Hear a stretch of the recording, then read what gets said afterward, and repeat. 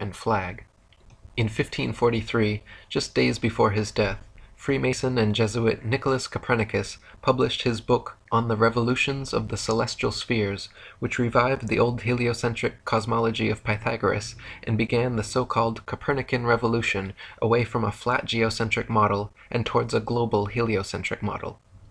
Since his book claimed Earth to be a tilting, wobbling, spinning sphere revolving at breakneck speeds around a stationary sun, it was initially met with due incredulity. Copernicus always countered this by claiming his theories were merely hypotheses and shouldn't be considered truth. In his book he even wrote, quote, "The Pythagorean teaching was founded upon hypothesis, and it is not necessary that the hypothesis should be true, or even probable. The hypothesis of the movement of the earth is only one which is useful to explain phenomena, but it should not be considered as an absolute truth."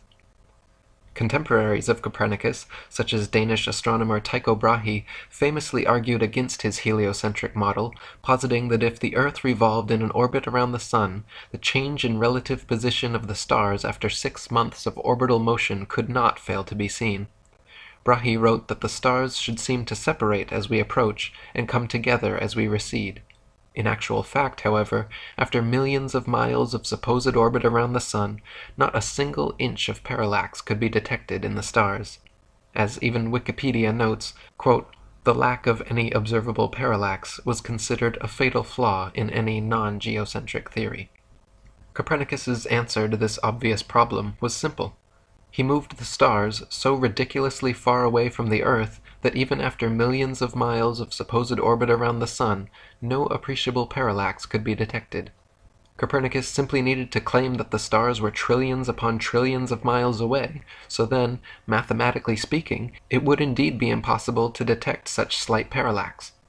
Again, contemporaries of Copernicus argued against this convenient correction of his, arguing quite rightly that if the stars were trillions of miles away, then there is no way we could see them.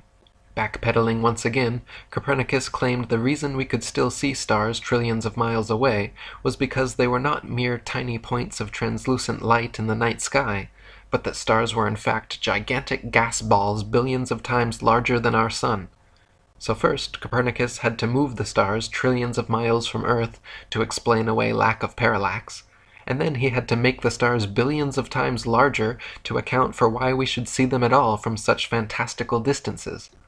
Lastly, he offered very specific distances and mathematical equations to solidify his theory, claiming, for instance, that he had accurately calculated the Sun's distance from Earth to be exactly 3,391,200 miles.